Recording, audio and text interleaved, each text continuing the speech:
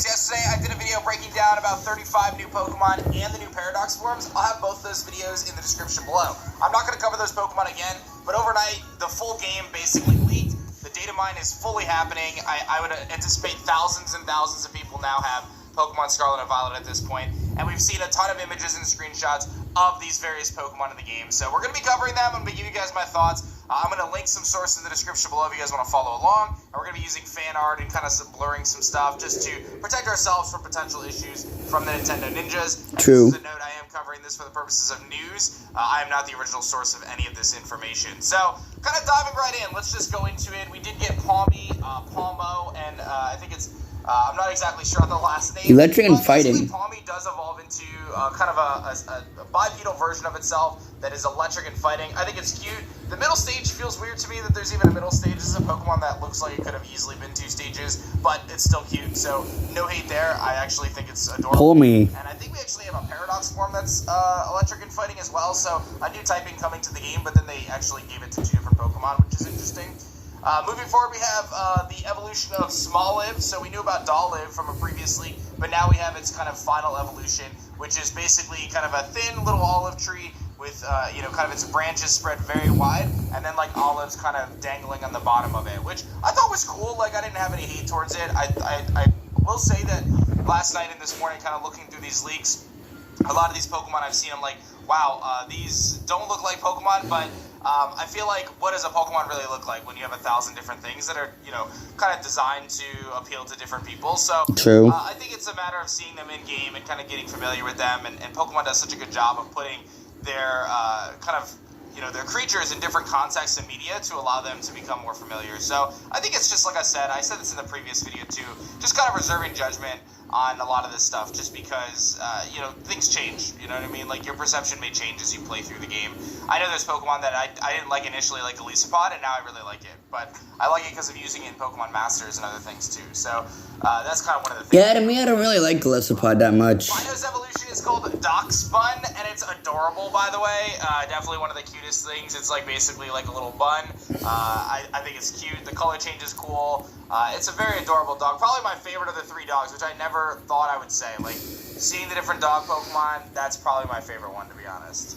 Moving to Greavard's evolution, Houndstone. It looks like it's pure ghost type, and Pure ghost. it ends up having like a little tombstone on its head. So instead of having the little candle kind of lit, it looks like a very shaggy dog with like kind of a gray skull, and it's got the little tombstone on its head. So it's a cute little dog design. The fact that they decided to do 3 dogs in this game is a little surprising, if I'm being honest, but it's all good. And then they released Mastiff, which was leaked as well, which is, I guess, a Mastiff, a Bull Mastiff, a type of dog. And it looks pretty cool. I guess it's pure dark type.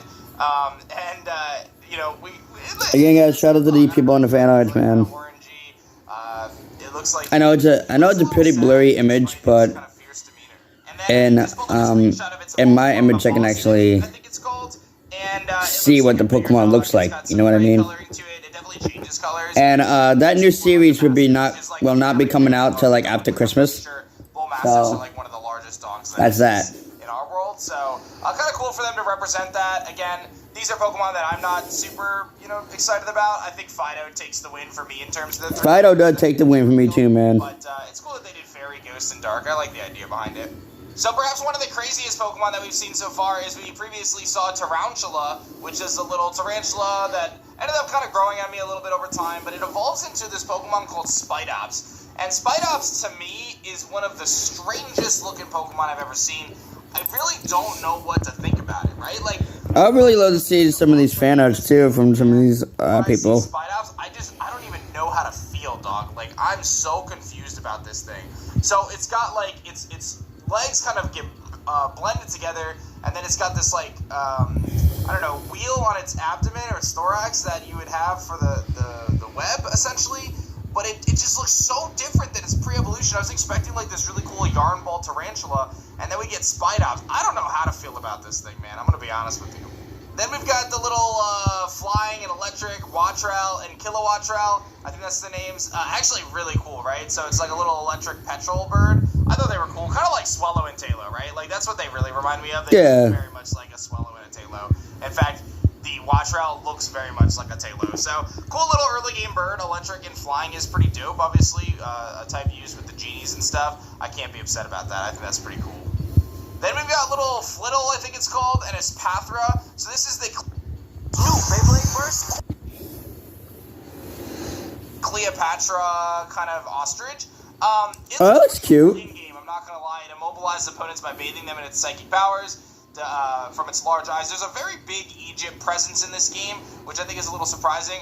I'm gonna just say that, pardon me for not knowing my history, but I don't really know what the tie-in is when you look at Spain, the Iberian Peninsula, and Egypt. I don't know, like, historically what the tie-in is there. I'm gonna actually probably do some research after this video. Nice. There's definitely an Egyptian influence in a lot of this game, which is interesting, so I wonder what that leads in terms of future Pokemon stuff. But as Pathra here, this kind of Cleopatra-like ostrich. No hate here, not a kind of Pokemon that I personally want to use, but I think it looks okay. So we do have our first ever dolphin Pokemon, Finizen. It likes playing with others using the kind of water ring on its tail. It uses ultrasonic waves to sense the emotions of other living beings. It's pure water. It is adorable. It is one of the cutest things I've ever seen. I love this little guy. But then he's got, like, this evolution to, like, this standing dolphin man, which I will be honest, like, from the screenshots and the images that we have, I am not a huge fan of, dude. Like, I mean, I get it. It's not terrible, but it's not my thing. He ends up standing up, and he's, like, kind of buff, and he goes from this cute little dolphin into this, like, humanoid dolphin, and I've always said, like, openly that I've never been the biggest fan of, like, the humanoid-like Pokemon. That's just not my cup of tea, but, you know, everyone has their own opinions. But I think this little Finzen thing is so adorable. I'm just going to protect it and not evolve it personally. By the way, before I cover the rest of the decks, if you guys haven't heard, I'm watching a huge project evolution of Bellybolt called Tadbulb. Not surprised, little Tadpole kind of light bulb dude. Not really a ton to say on that one, if I'm being honest. Then you've got Veluza, which was the Hakefish that we knew was coming. Looks pretty epic. Again, this is one of those designs where I look at it and I'm like, that's kind of a strange Pokemon. But I'll tell you what, Water Psychic, it beats the nonsense out of Bruxish, which is a Pokemon that I've never been a fan of. So I'll take Veluza over Bruxish any day. Yeah. It's pretty wicked. I would not want to be swimming and run into that. And then you've got the Hammer Fairy Pokemon. I think it's called Tinkatink or something. Some of the names are a little wonky right now, but it goes into Tinkaton. And this thing, I actually like this design. I like this design. It's a Fairy Steel Pokemon, much like Mawile. It's got this little baby Pokemon that kind of turns into a little bit bigger kind of fairy thing with a hammer. And it has a busted signature move that I saw. I'm going to cover the moves and stuff in a different video, but I think it was like 160 base power signature move, no drawback. You just can't use it 2 turns in a row, which means you can't, like, choice band it. But that is insane, dude. Like, that alone is insane. If this thing has a decent attack set, it's going to be wild. That is amazing. Keep an eye out on Tinkaton. I think this is a cute Pokemon. I like it. This is probably one of my more favorite designs. Despite not liking that style of Pokemon very often, I do quite like that one a lot. Then we're moving to Gimmighoul, and this is probably one of my biggest letdowns for the generation, I would say, is Gimmighoul. Now, again, gotta see it in game, gotta see it animated, but from the screenshot we have, I just don't know how to feel about it. Yeah, me neither. At all. So basically, you go from this little kind of coin hauling chest dude, Gimmighoul, into its evolution, which is like a golden surfer dude with like I think is a weird nose. I don't really know what's going on. Like, I'm very confused about the Gimmighoul evolution. I just am so caught off guard by it. Yeah, it's so weird. He's on a surfboard. He's obviously like kind of humanoid, but I just don't really know what's going on. He kind of looks like one of those inflatable things that goes outside of a car dealership. Yeah. I'm just very confused. Oh, you know what? I just realized that's his hair, not his nose. He's turning back and looking at from the screenshot I'm looking at.